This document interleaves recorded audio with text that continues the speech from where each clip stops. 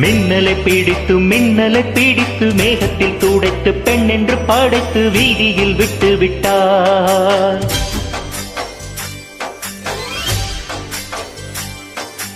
எப்படி இன்னொரு பெண்மகை படைக்க தன்னிடம் கற்பனை தீர்ந்ததை எண்ணித்தான் பிரம்மனும் மூச்சையுற்றார்.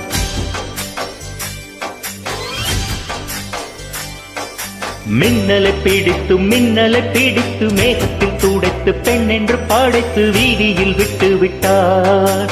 எப்படி இன்னொரு பெண்மையை படைக்க தன்னிடம் கற்பனை தீர்ந்ததை எண்ணித்தான் பிரம்மனும் மூச்சையுற்றார்.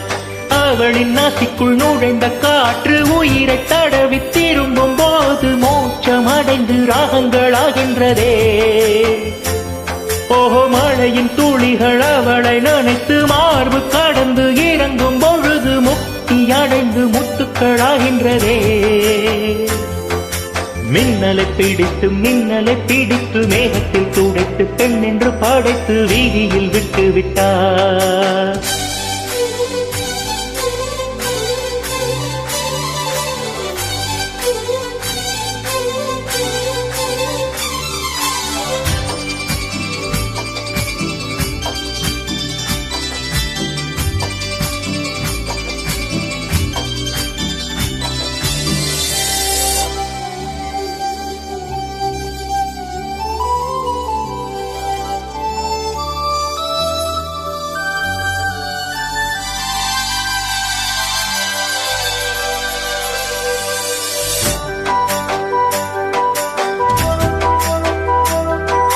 நிலவின் ஒளியை பிடித்து பாலில் நனைத்து கண்ணங்கள் செய்து விட்டார்.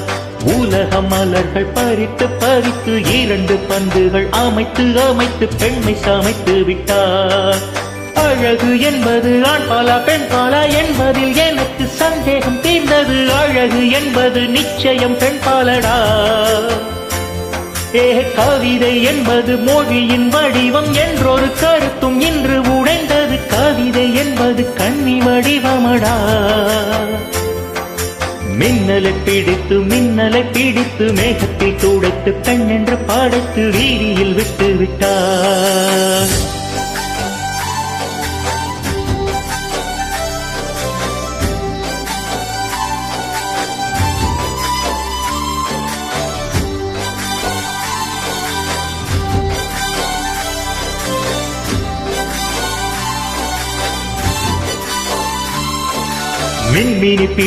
மின்மினி பிடித்து கண்களில் பதித்து கண்மணி கண் பறித்தார்.